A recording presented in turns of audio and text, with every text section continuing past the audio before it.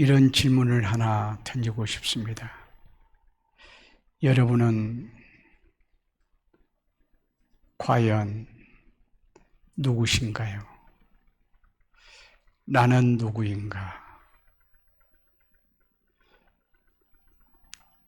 한 아내의 남편일 수 있고, 아이들의 아빠일 수 있고, 여러분의 목사일 수 있지만, 여러분도 다 각각 그렇게 말할 수 있을 거예요.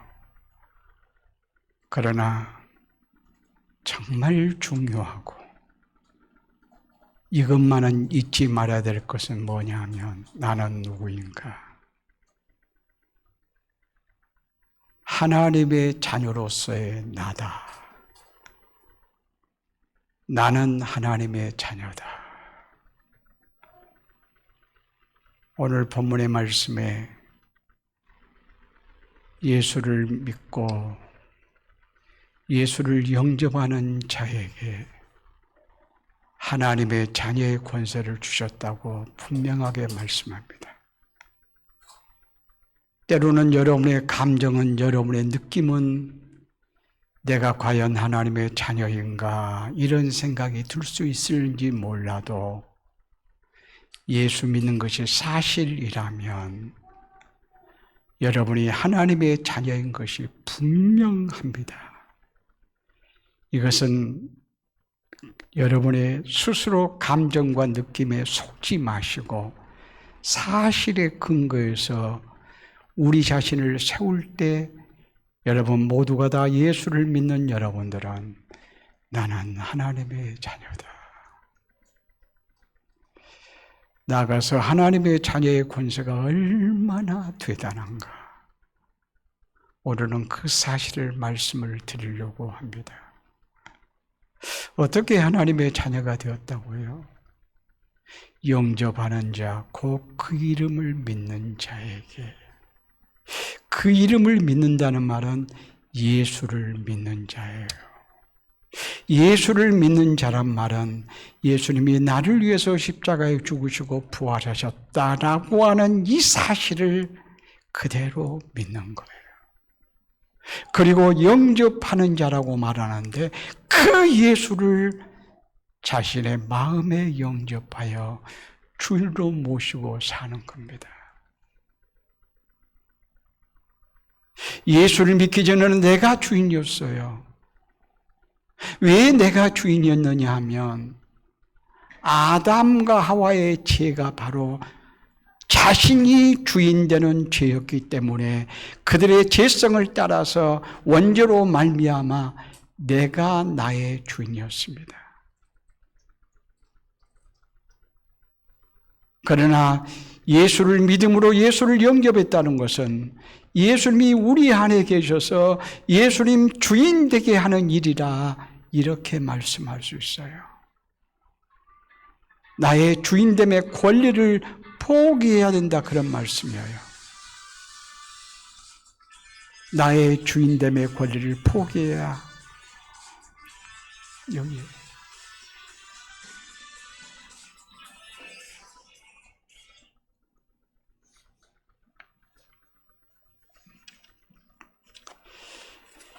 죄라고 하는 것은 하나님께 옳지 않는 태도예요. 그러면 뭐가 하나님께 옳지 않는 태도일까? 딱 하나만 얘기하라면 내가 주인 된 거예요. 그러니까 죄란 무엇인가? 자기가 자신의 주인이 되는 거다. 아담과 하와가 선악과를 따먹는 것이 바로 그거예요. 하나님의 나라였는데 하나님의 나라의 주인은 하나님이신데 사탄의 유혹을 받아서 하나님에게서부터 독립선언하여 나의 나라를 만들겠다고 내가 주인 되겠다고 하는 것이 아담과 하와의 가장 근본적인 죄예요. 그래서 스스로 사는 거예요. 이것이 죄된 인간의 본능이라고 말할 수 있어요.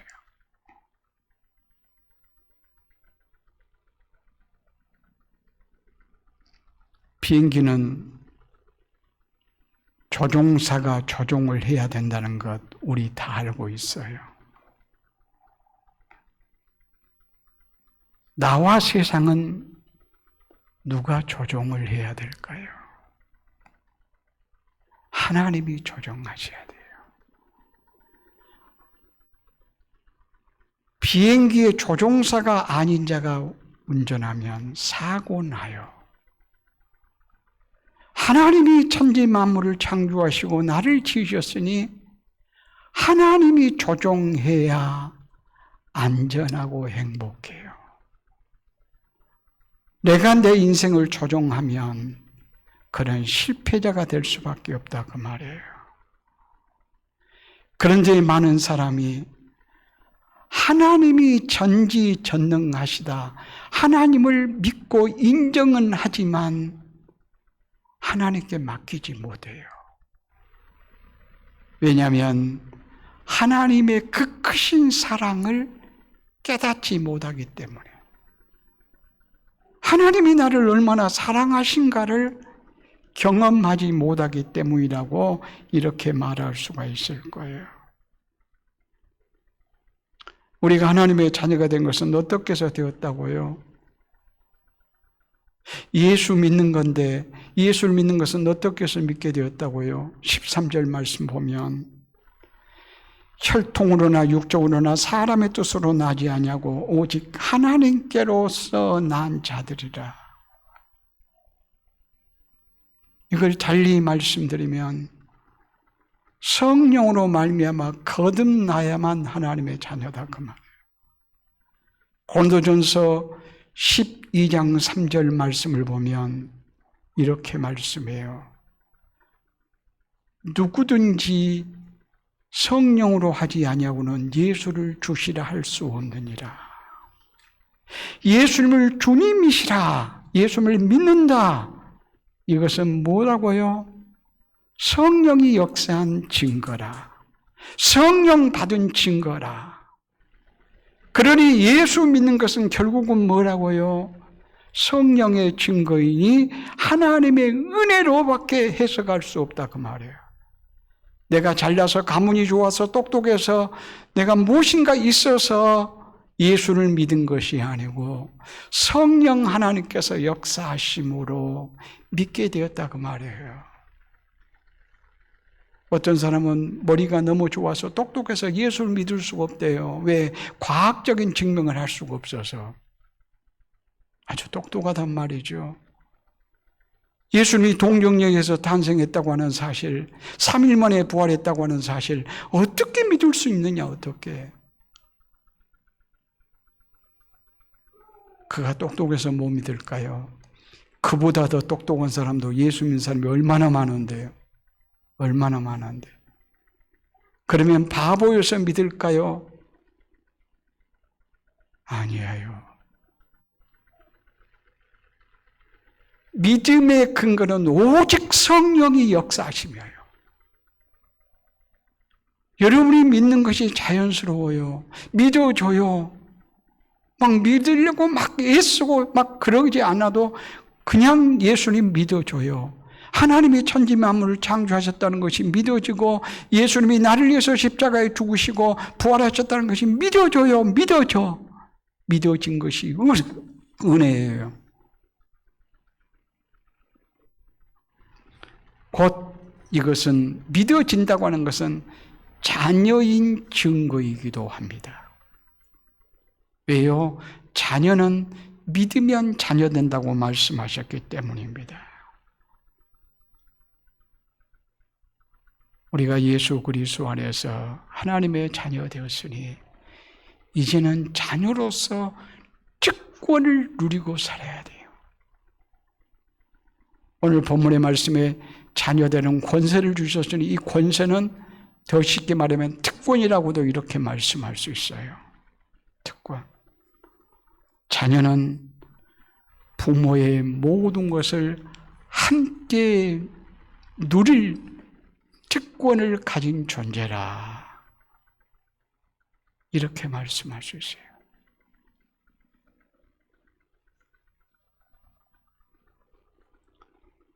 이재용 씨가 참 부자지요. 그가 어떻게 해서 부자예요? 그의 아버지 이건희 씨가 참 부자여서 부자가 된 거예요.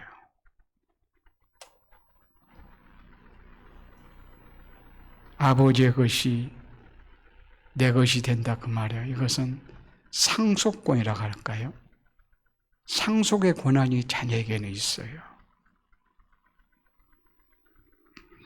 초등학생들이요, 학교에서 수업을 마치고 친구들하고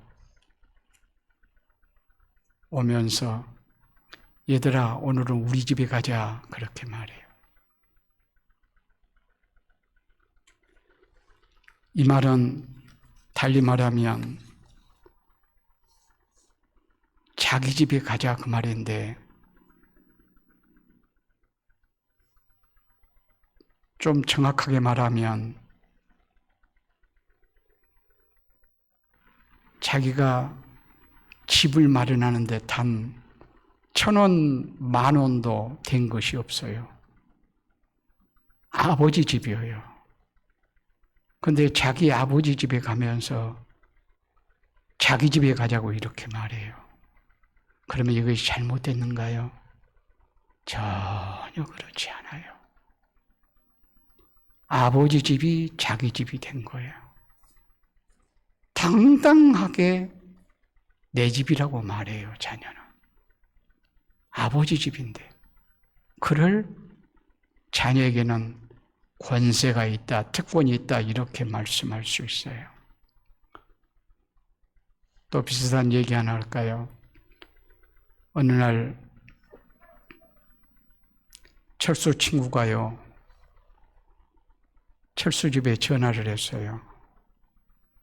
근데 아버지가 딱 받는 거예요, 전화를. 그러니까 철수 친구가 말하기를 거기 철수 집 맞지요? 이렇게 말했어요. 여러분, 맞아요, 틀려요? 철수 집 맞아요. 근데 아버지가 얼마나 위트가 있는지, 아니, 여기는 철수 집이 아니라 내 집이다. 철수 아빠 집이다. 그렇게 말한 거예요. 이건 참 위트가 있는 거죠. 그런다고 해서 아들 집은 안 된가요?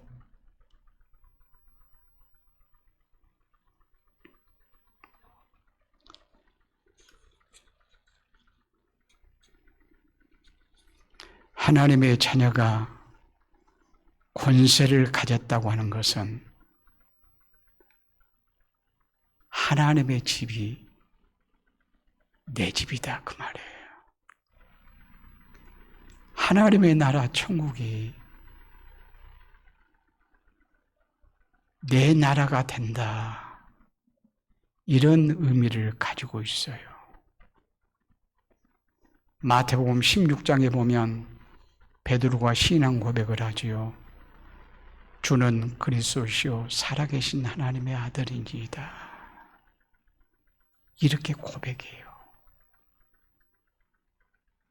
이 고백을 들으신 주님 흥분하세요. 너무너무 좋아하세요. 막 행복에 겨워하세요. 얼마나 우리 주님이 좋아하는지. 그 증거가 뭐예요? 주님이 좋아했다, 어쩐다, 막 흥분했다 그런 말이 없어요. 그런데 충분히 좋아서 흥분했다고 이렇게 말할 수 있어요. 그 근거가 뭐예요? 주는 그리스도시요 살아계신 하나님의 아들이시다. 이렇게 고백하자 예수님이 어쩌죠? 천국 열쇠를 줘요. 천국 열쇠를 줘요.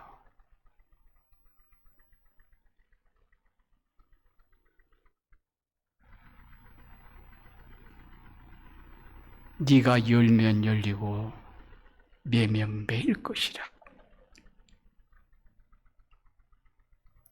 천국 열쇠를 준단 말은 무슨 말일까요? 너는 천국의 주인이야. 네 마음대로 들어갈 수도 있고 열 수도 있어. 나갈 수도 있어.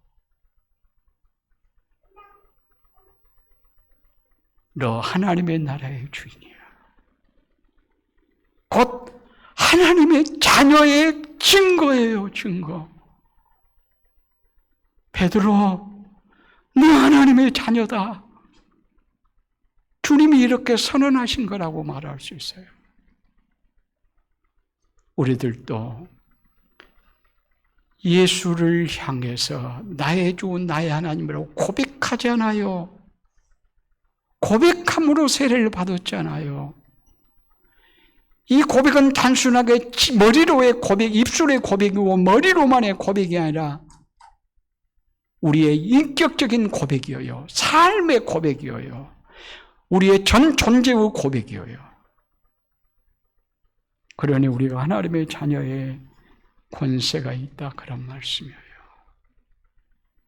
이 권세, 특권이 있으면 어때야 돼요? 누려야 돼요, 누려야 돼. 그렇죠? 하나님의 나라가 내 나라면 하나님의 나라를 누리고 살아야 되잖아요. 일상의 삶 가운데서도 하나님의 창조의 질서에 합하게 살아가면 하나님의 뜻에 순종하는 일이어서 곧 그것이 누림이라, 이렇게 말씀할 수 있어요.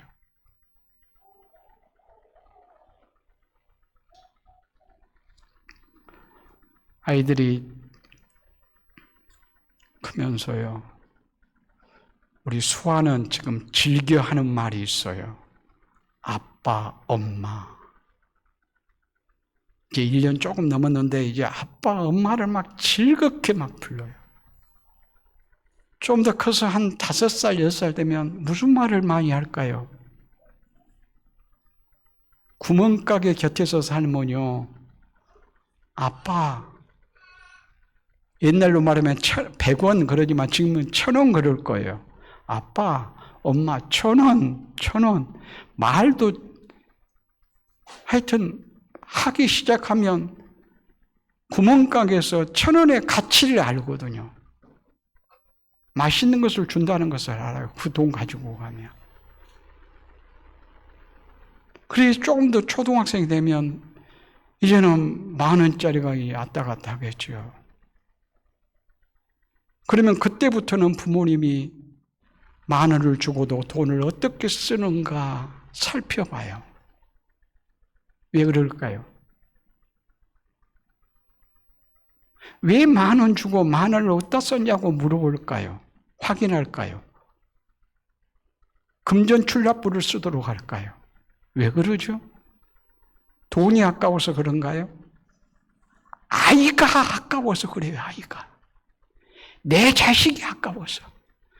돈 10,000원이 아까워서 그런 것이 아니고 내 자식이 아까워서 돈을 바르게 쓰도록 하기 위해서, 바르게 누리도록 하기 위해서 너 금전출납부 써야 돼. 그러면 쓰게 해요. 잘 쓰면 얼마나 좋은지. 우리 딸 하영이가 중학교 1학년쯤 된 것 같아요.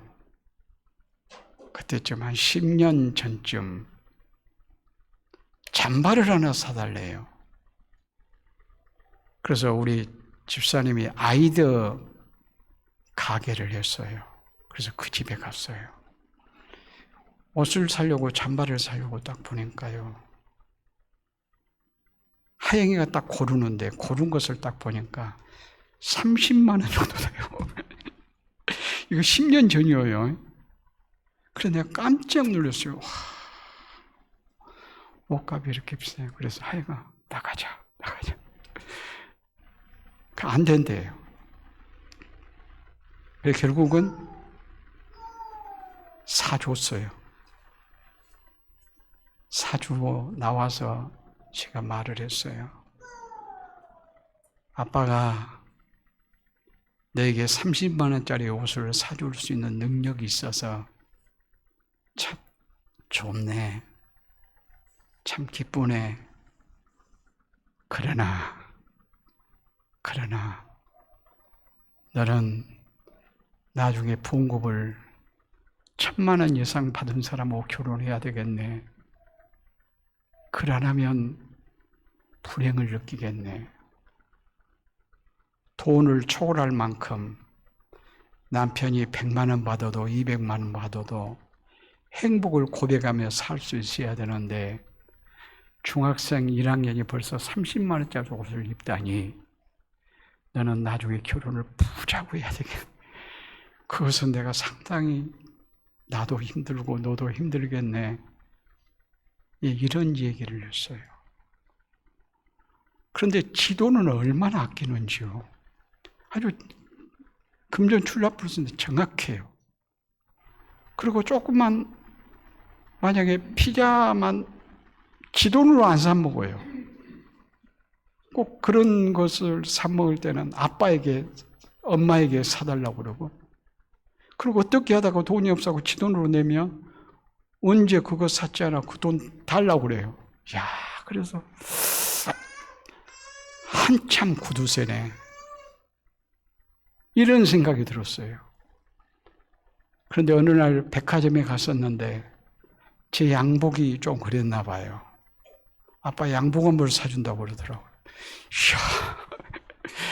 그래서 제가 얻어 입었지는 않지만 그 다음에 한 10년 전쯤 얘기된 것 같아요. 10년 전쯤.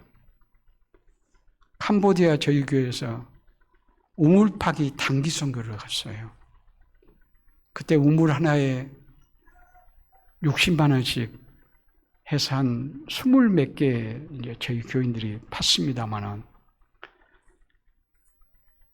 그때 하영이가 얘기도 안 했는데 자기 모아둔 돈으로 우물 파기 하나 한대요. 그래서 야, 너 이쁘다, 쓸 거 쓰구나, 대단하네, 그런 생각이 들었어요. 그러면서 하여튼 가계부를 보는 것을 이 금전출납부를 가끔 봐요. 근데 돈을 참 아끼구나, 바르게 쓰구나, 이런 마음이 드니까 참 좋아요. 첫째 딸 소영이 같은 경우는 미국에 갔을 때 고등학교 3학년 때 미국 갔어요. 보낼 때는 아빠는 그랬어요. 너 마음껏 1년 동안 놀다 오는 거야. 고3 때예요, 고3 때. 놀다 오는 것이 공부야. 책상에서 공부하면 한국에서도 할 수 있는 일이고 그냥 친구들을 사귀면서 놀다 오는 거야. 그러면 영어를 많이 하지 않겠어요? 영어만 하니까 한국 사람은 전혀 없으니까. 그래서 보냈는데 용돈을 보내줘요. 용돈을 한 달에 얼마씩 보낼까 하니까 석 달씩 해가지고 50만 원 보내래요. 석 달에 50만 원. 제가 얼마씩 보냈을까요? 100만 원씩 보냈어요. 석 달에 100만 원씩 용돈을 보냈어요. 그거면 전체 돈 다 쓰는 거야. 돈이 안 들었어요. 그러니까. 이해가 수순호는 50만 원만 보내라고 해도 100만 원 내가 보낼 수 있는 힘이 어디에 있느냐? 힘은 그 아이에게 있어요. 아빠에게 있는 것이 아니고. 왜냐하면 내가 바르게 쓴다고 하는 사실을 알기 때문에. 아빠가 돈이 꼭 많아서 보낸 것이 아니고 너에게 이렇게 보내면 너는 바르게 쓰지, 그 사실을 알아요. 그러니까 아깝지를 않는 거예요. 엉뚱한 데 쓰지 않는 것을 아닌가. 저는 여기에서 놀라운 진리를 발견해요. 나도 나의 돈만이 아니라 모든 삶에 하나님 보시기에 바르게 살면 아빠는 능력이 없어도 막 채워주고 싶은데 능력이 많으신 하나님께서 얼마나 주고 싶으실까? 하나님의 심정을 알겠더라고요. 그 하나님의 심정을 아니까 더 부유해지는 거예요. 제가 얼마나 부유한지. 이 부유함은 어디서부터 출발하는가? 욕심을 내려놓고 주어진 것을 바르게 쓰매 부유의 원인이라고 이렇게 말씀할 수가 있어요. 제가 얼마나 욕심이 없는 줄 알아요? 교회 목사로서 얘기한다면 건물을 크게 700평, 800평의 건물을 지었지만 나의 의지가 거의 없어요. 예배당을 크게 지어야 된다는 의식이 내게는 하나도 없는 거예요. 건물에 대한 관심이 없어요.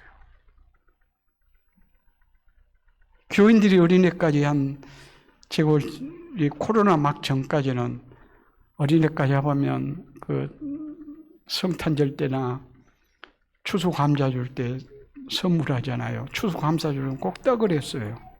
떡을 할 때는 600개 하면 부족했어요. 650개 했어요.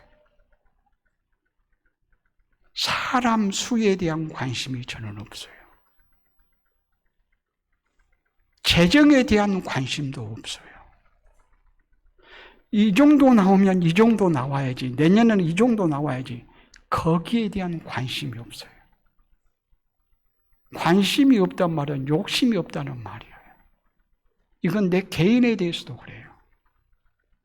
그렇기 때문에 엄청난 부유함이 내게 있어요. 꼭 부자여서 많이 가져서 부자라는 말이 아니라 부자로 살 수 있는, 부유하게 살 수 있는 비법이 뭐냐? 욕심 내려놓고 주어진 것 감사함으로 하나님의 뜻을 따라 살면 부유해요. 양복이요, 누가 맞춰준다면 부담스러워서 내가 얻어 입지를 못해요. 안 얻어 입어요. 근데 누가 죽고 나서 헌옷 주지요? 굉장히 즐겨요, 제가. 너무 고마워요. 이렇게 살아가니까 부자예요. 부유해요. 이게 하나님의 자녀로서의 누림의 삶이라 라고 이렇게 말씀하고 싶어요. 그런데 하나님이 할 수 없는 것이 있어요. 하나님이 다 부유하게 채워주시지만 할 수 없는 것이 있어요. 그게 뭐냐? 죄의 싹은 사망인데, 죄의 싹은 사망이라고 하나님이 말씀하셨어요. 그런데 전지전능하신 하나님이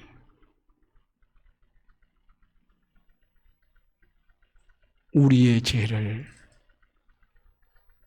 그 능력으로 말만 해도 해결되지 않겠어요. 그런데 하나님이 그럴 줄을 몰라요. 하나님이 못해요. 만약에 하나님이 우리의 죄들을 말로써 내가 네 죄를 용서하노라 하면 하나님의 사랑, 하나님의 전능하심 근거하면 가능하겠지만, 그렇게 되면 하나님은 거짓말쟁이가 되고 말아요. 그러니 죄의 싹으로 말미암아 반드시 죽어야 돼요. 반드시 죽어야 돼요. 그래서 우리 대신 죄 없으신 아들 예수 그리스도를 십자가에 죽이셨어요. 예수님이 마지막에 십자가에 죽으면서 그 고통, 엘리 엘리 라마 사박다니, 나의 하나님 나의 하나님 어찌하여 나를 버리시나이까, 애원하며 주님 하나님께 호소해요. 그런데 하나님은 길을 막으시고 눈을 가리시고 외면하셨어요. 전지전능하신 하나님께서, 사랑의 하나님께서 하나님 자신의 눈을 가리시고 길을 막으시고 외면하시고 아들을 죽게 하는 아픔을 친히 당하셨어요. 왜요? 우리의 죄는 말로만 용서할 수 없기에. 그러나 이 안에 하나님의 무한하고 완전한 사랑이 담겨 있다는 사실이에요. 이렇게 하나님은 우리를 사랑하세요. 우리의 죄를 용서하시기 위해서 하나님의 아들을 내어주시기까지 사랑하셨다고 말씀할 수 있어요. 그러면서 로마서 8장 32절 말씀 보면 아들을 아끼지 아니하시고 십자가에 내어주신 이가 그 아들과 함께 모든 좋은 것을 주시지 않겠느냐라고 말씀하세요. 우리 로마서 8장 32절 다 같이 한번 보도록 할까요? 로마서 자기 아들을 아끼지 아니하시고 우리 모든 사람을 위하여 내주신 이가 어찌 그 아들과 함께 모든 것을 우리에게 주시지 않겠느냐. 한번 생각해 봐요. 아들을 내어주셨어요. 그리고 우리를 아들로 삼으셨어요. 딸로 삼으셨어요. 자녀로 삼으셨어요. 어찌 보면 하나님이 무게를 잰다면 본체론적인 아들 예수 그리스도보다도 양자론적인 아들과 딸인 우리들을 더 사랑하는 무게가 더 무겁다, 더 사랑한다라고 말할 만큼 이 사랑을 우리는 경험하고 살아야 돼요. 마태복음 7장 11절 말씀 한번 볼까요? 또 우리 다 같이 봐요. 다 같이요. 다 같이 읽읍시다. 너희가 악한 자라도 좋은 것으로 자식에게 줄 줄 알거든 하물며 하늘에 계신 너희 아버지께서 구하는 자에게 좋은 것으로 주시지 않겠느냐. 너 악한 본성을 가지고 있잖아. 그런데도 자식에게 좋은 것을 주고 싶지. 너 능력도 없잖아. 무지하잖아. 그런 인간이잖아. 그래도 자식에게 좋은 것을 주고 싶지? 그렇다면 하나님께서 하물며 하나님께서 구하는 자에게 좋은 것을 주시지 않겠냐. 하나님은 우리를 필요를 채우시되 항상 좋은 것을 주기를 기뻐하세요. 우리 생각에는 이것은 안 좋은데요, 이것은 안 좋은데요, 이것은 안 좋은데 그것이 있을는지 모르겠어요. 그러나 여기에서 좋은 것이라고 하는 의미는 하나님께서 내게 가장 좋아 보이시고 하나님께서 보실 때는 좋은 거예요. 그러니 우리가 할 것은 뭐예요? 감사함으로 받아들일 거예요. 그리고 찬양하는 거예요. 왜냐하면 하나님께서 주신 것이 좋은 것이기 때문에 그래요.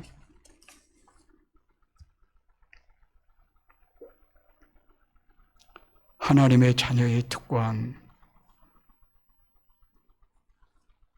예수님이 십자가에 죽으신 것은 목적은 우리의 죄의 문제를 해결하려 하심인데 죄의 문제를 해결하시면 하나님과의 바른 관계 회복을 위함이에요. 하나님과의 바른 관계가 회복되면 그 결과로 얻어지는 것이 무엇일까요? 하나님과 관계가 회복됐어. 결과가 뭘까요? 평화, 행복이에요. 하나님과의 관계가 회복됐단 말은 사이가 좋아졌어요. 그래서 성도들의 입술을 통해서 나와야 될 찬양, 평화, 평화로다. 하늘 위에서 내려오네. 이것이 우리의 고백적인 찬양이 되어야 되는 거예요. 평화라고 하는 것은 올바른 관계라고 하는 뜻을 가지고 있는데 이 평화는 아무 일도 일어나지 않았다는 것이 아니라 바른 관계가 되었다는 의미예요. 그러니까 이북과 우리 사이에 아무 일도 벌어지지 아니하면 이것은 평화라고 말할 수 없어요. 평화 통일되어져서 이루어져야 이것이 진정한 평화라고 말할 수 있다 그 말이에요. 그러니까 하나님과의 바른 관계는 관계가 바른 관계지 이 정도 알고 있음으로 끝나는 것이 아니라 누려져야 된다고 하는 이런 말씀이에요.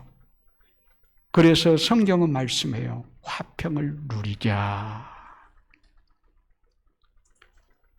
로마서 5장 1절 말씀 우리 다 같이 한번 읽어봐요. 그러므로 우리가 믿음으로 의롭다 하심을 받았으니 우리 주 예수 그리스도로 말미암아 하나님과 화평을 누리자. 죄 용서받고 하나님과 관계가 회복되었으니 이제는 그리스도 안에서 화평을 어떠자? 누리자. 천국을 맛보며 살자, 그 말씀이에요. 이 화평은 화목제물 되신 예수 그리스도로 말미암아서만 주어지는 복입니다. 주께서 주신 복은 어떤 평화라고요? 주께서 주신 복은 어떤 평화라고요? 요한복음 14장 27절 말씀 한번 봐봐요. 우리 다 같이 읽어봐요. 평안을 너희에게 끼치노니 곧 나의 평안을 너희에게 주노라. 내가 너희에게 주는 것은 세상이 주는 것 같이 아니하나니라. 너희는 마음에 근심하지도 말고 두려워하지도 말라. 세상이 주는 것 같지 않다. 세상의 그 무엇이 우리에게 평화를, 행복을 주는 것 같습니까? 그런 것이 있다고 하면 하나님이 주신 것은 10배, 100배라고 하는 사실을 알으셔야 돼요. 세상에 그 무엇인가가 우리에게 평화가 준 것 같은 거 있을 수 있어요. 그러나 이것은 평화나 행복이 아니라 편리함이에요. 세상에 무엇인가 없으면 불행이 아니라 불편함이에요. 그렇죠? 무엇인가 있고 없고 환경의 문제는 그것이 행복을 좌우하는 것이 아니라 행복과 불행의 기준이 아니고 편리함과 불편함의 기준이에요. 있으니까 편리하네, 없으니까 불편하네. 불행은 뭐냐? 불행은 예수 그리스도 밖에 있을 때 불행이고 예수 안에 있으면, 예수를 믿으면, 하나님의 자녀가 되면 진정한 평화와 행복이 있다라고 하는 이런 말씀이에요.